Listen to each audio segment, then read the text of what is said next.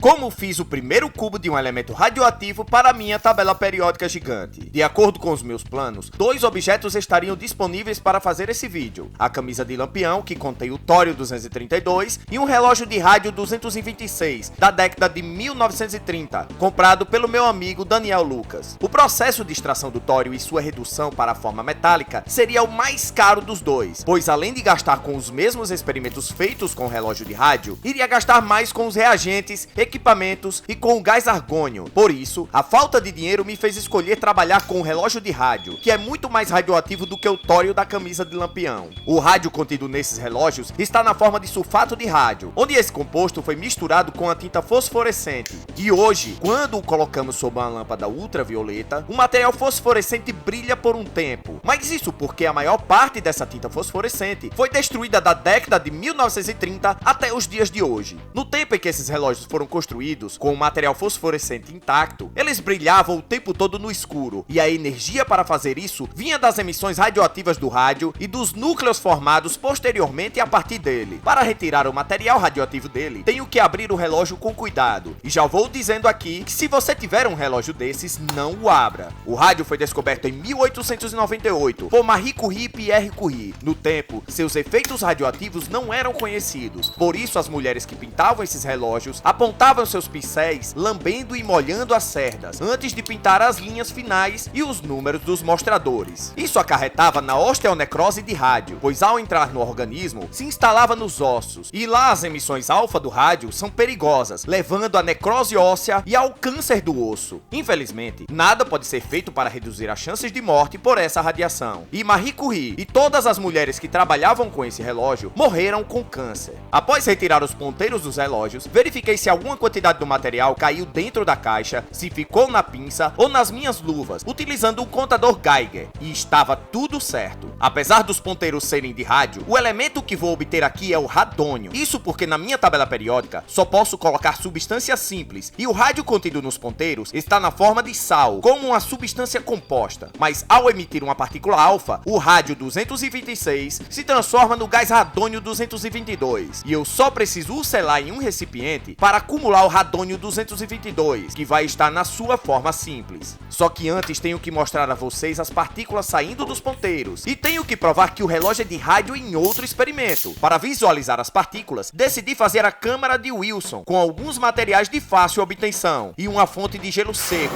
que não tinha como comprar em Sergipe, e comprei um extintor de incêndio. Só que o experimento não deu certo, já que encharquei demais a esponja com álcool isopropílico, e além disso, deve ser utilizado gelo seco de alta densidade, o que não é possível fazer com o extintor de incêndio. Mas eu decidi comprar 5 kg de gelo seco de alta densidade do estado do Ceará, para esse e mais 2 experimentos. E só chegaram aqui 2 kg.